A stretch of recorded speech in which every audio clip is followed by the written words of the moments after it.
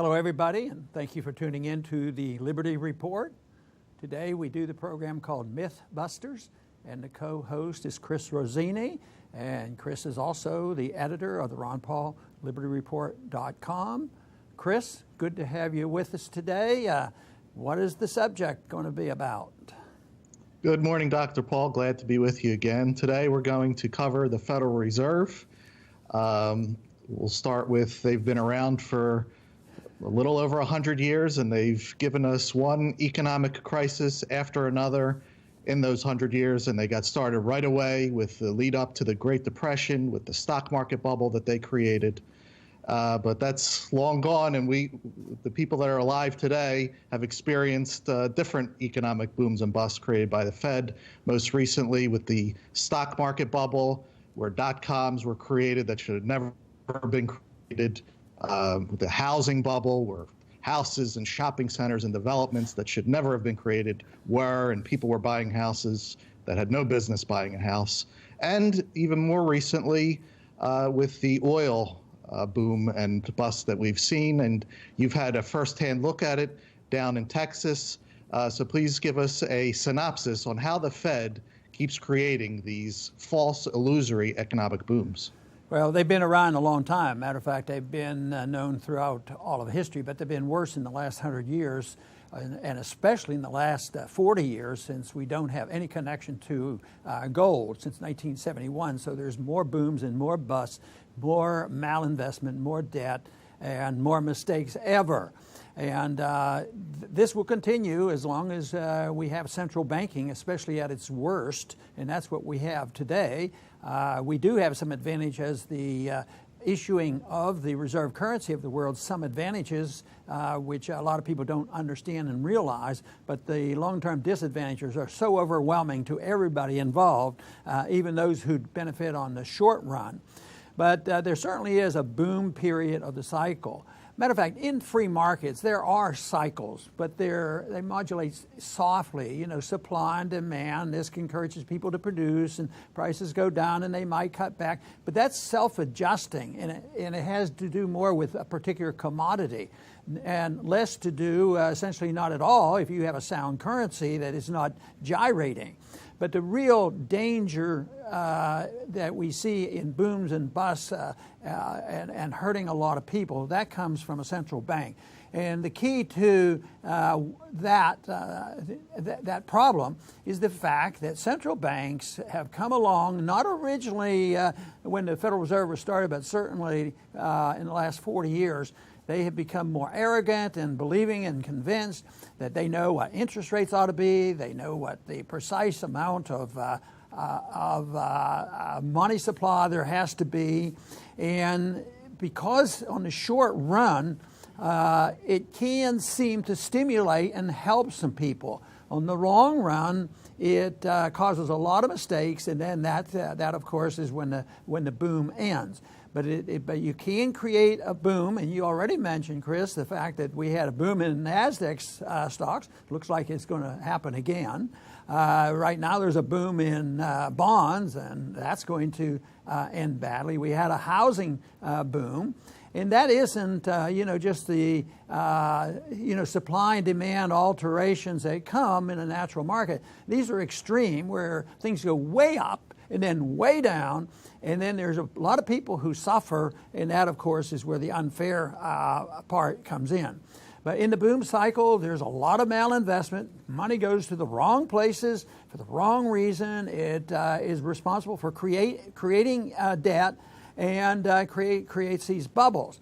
Now, when it comes to oil, it's interesting that most people think it's only a supply and demand of oil, and that's the whole thing. And that is important. But if oil prices are boosted because the inflation of the money supply, the money supply pushes prices up in some area, all prices don't go up evenly. If you increase the money supply by 10% a year and all prices and wages went up 10%, it wouldn't be a problem. But they can't predict. And this is what's driving the Fed nuts, because they're printing money like crazy in this so-called boom that they're trying to recreate, but the money doesn't go where they want it to go. And sometimes it will go into, stocks or bonds or whatever, or houses. But right now, we're witnessing the results of excessive money supply pushing the prices of oil up too high, over $100, $140. It's been very, very high. Tremendous incentive to look for more oil. There must be an oil shortage, according to what the economic factors are telling us. So people get into the business of increasing the supply. They think, well, it's the end of crude oil. I mean, we're not going to have enough, so there we have to have alternative sources. And then they get into fracking. So they make decisions based on the fact that prices are artificially high, and they base everything on a high price of oil. But then there's a second step that the Fed gets involved in, because people come along and the technology's there, and somebody figured out how you can get oil out of shale, which is pretty amazing to me, the technology. And there's a lot of oil and there's a lot of gas, and you use this fracking process. But there's no market decision made here. If it were a market decision, you'd go by how much money is being saved. Is the money in the savings account, and people are looking for that? And then is there a need for more energy, and that the price of oil is not artificial, which wasn't the case. But all of a sudden, they get all this money for investing in fracking, and then lo and behold, the supply of oil, instead of seemed to be short and prices too high, the supply is too much, and the prices crash. And then there's an unwinding of this, because debt is pyramid in the boom phases. It's pyramided because you have fractional reserve banking, and it has to unwind. It goes in the opposite direction.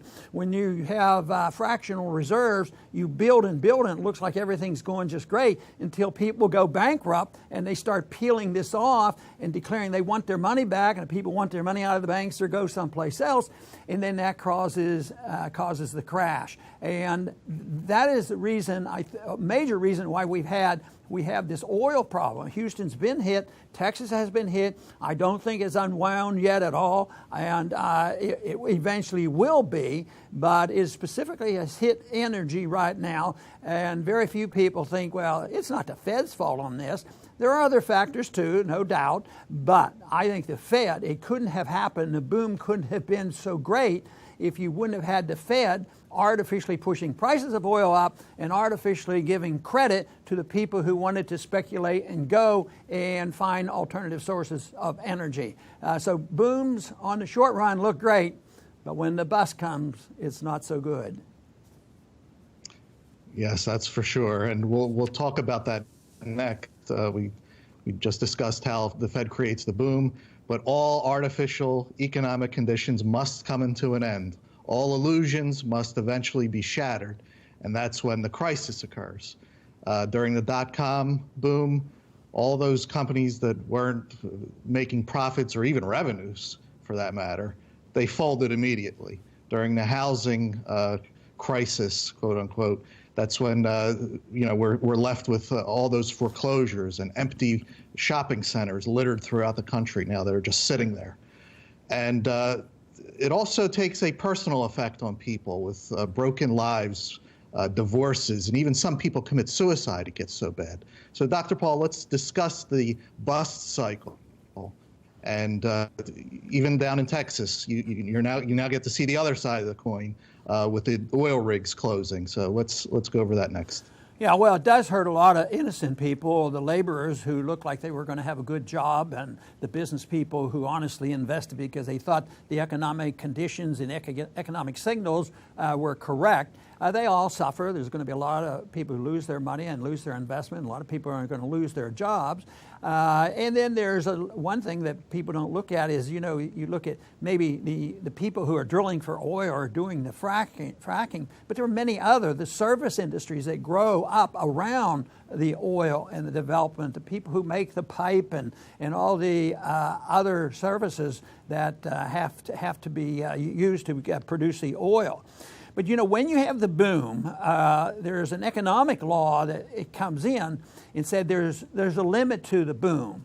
There's a limit because the boom stage increases malinvestment, too much investment going to the wrong place, too much debt, and it then requires a correction. Early on, even when we had the Fed, this occurred rather quickly. There was a lot of malinvestment in spending during the World War I, and so there was inflation of the money supply, inflation of prices, and it required a correction. Back then, they didn't have a Federal Reserve that was so involved in manipulating the economy at all stages, so they just kept hands off, and there was a depression. Depression in 1921, the corrections were made. But something happened, especially since 1971, and in particular in this century, in the last 15, 16 years, is that nobody wanted to have the corrections because eventually it became politically unpopular because it would increase unemployment and there would be pain for it, and it wasn't, people didn't like this. So what we did, we ended up with a Fed, and unfortunately somebody that knows about the free market and even the gold standard, Greenspan, he was determined that he could keep this thing from going down. So he was well known even by some of the Keynesian economists. They wanted to blame somebody. They said, well, it's all Greenspan's fault. He kept interest rates too low too long, hoping that there would never have to be a correction. But then the people who took over from Greenspan, even up until this day, they all will do anything, to keep it from the correction. But there'd be, if the interest rates have went up 1%, the cost to governments and everybody else is trillions of dollars. So it's unsustainable. That's why they will continue to do this until the market forces are so great that the bust will occur anyway.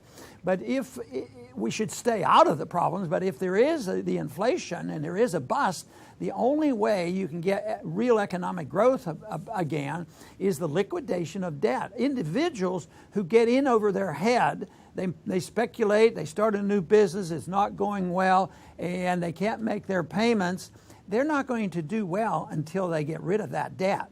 If they're required to pay that debt. So they either have to work their way out of it, they have to go into bankruptcy, there has to be a liquidation, then there can be economic growth. But if you're sitting there with all your earnings going in, not even paying the interest, but if there's no interest on loans, people don't worry about that so much. But what if they just have to pay some principal and they can't do it? And then that closes things down. There has to be a correction.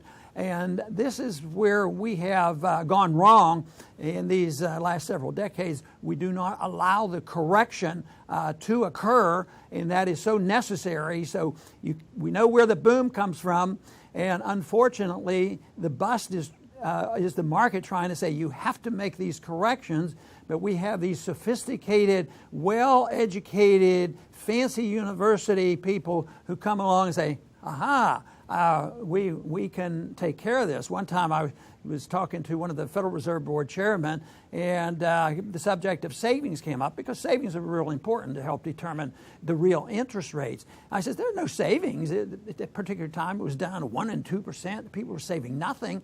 And but he argued with me, and this was before the housing bubble burst. And he says, no, they have savings. Just look, they bought this house for $100,000. It's worth $150,000. So they have $50,000 saving. I said, I don't think that's exactly the same thing. And of course, a few years later, all that vanished because it was fiction. And yet they're not willing to admit to that. And there's a powerful special interest groups that demand this, and they become dependent on it. Whether it's the government people and the politicians, the big banks, the military-industrial complex, the welfare state. So this is why I'm not expecting the Fed all of a sudden to try to correct these policies, because the price would be so high. But there's only one thing worse than facing up to the reality of that, and that is continue to do what we have now and let the market take care of that. And that is a serious problem. Like today, we had a GDP figure come out. It's devastating. There's essentially no growth. And the dollar went down over 1% in one day. What if that becomes a habit? That's huge. And of course, gold and responded to this. But no, it's a bad system. We have to admit that there's no magic. You can't create wealth out of thin air by creating money. Monetary units have nothing to do with wealth. Only hard work, savings, and production is what produces wealth, and not the Federal Reserve. The Federal Reserve is in the business of destroying wealth and transferring wealth at the meantime where some people benefit and other people suffer. Yes, let's finish up on a positive note on how to get out of this roller coaster that the Fed has subjected us to. And all the pain that comes with their economic booms and busts, it's totally unnecessary. We really don't have to live this way. However, as long as the Fed exists, we do have to live this way. We have to go through the cycles. So let's talk about real free market economics, sound money, what life would look like and should look like with market interest rates, and how that would lead to general and genuine prosperity. Yes, and we mentioned how we get into the trouble with the boom and the excessive money creation, low interest rates, and we talked about the bust, what has to come, and we should allow that to happen. And we certainly are realizing this. And under these conditions, you could do it theoretically, let the bankruptcies roll. Politically, I don't believe that's going to happen. But it would be much better to prevent this. Just as in foreign policy, I think of all the things that we do, we dig a hole for ourselves being involved in so many places around the world. Then we don't know what the final policy is supposed to be. When do we leave? When do we come home? And that's the way it is in economics. We get so involved, we don't know how to come back. But we should realize that prevention would be very, very helpful. And that, of course, would be a free market. You would governments, when they were in the money business, and they always seem to be in the money business, but when capitalism and free markets thrived the most was when the government was limited to maintaining the value of the currency, the stability of the currency, and not pretending that they can produce economic growth and make stable prices and do all these things. That they weren't able to do that. So with this, the fiat money, they believe it's, of course, a panacea. But in the free market, they're not allowed to use fiat money. The money supply increases, in a market fashion, and there's a measurement of value, and that has to do with the currencies being attached to precious metals. And a lot of people, say, well, we can't do that because there's not enough gold in the world. Well, that's been refuted. Hans Sennholz has a great article, if you look it up, why we do have enough gold for any circumstances. You don't have to have, so much per person. But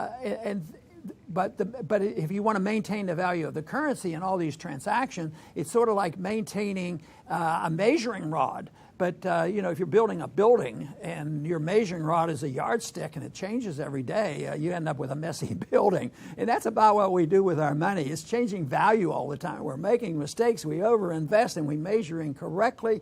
So that is what you would have if you had a currency related related to the metals. And it would emphasize savings. But today, if you save, you're not a good person because you're supposed to spend the money. Keynesians hate savers. You got to go out there and spend your money.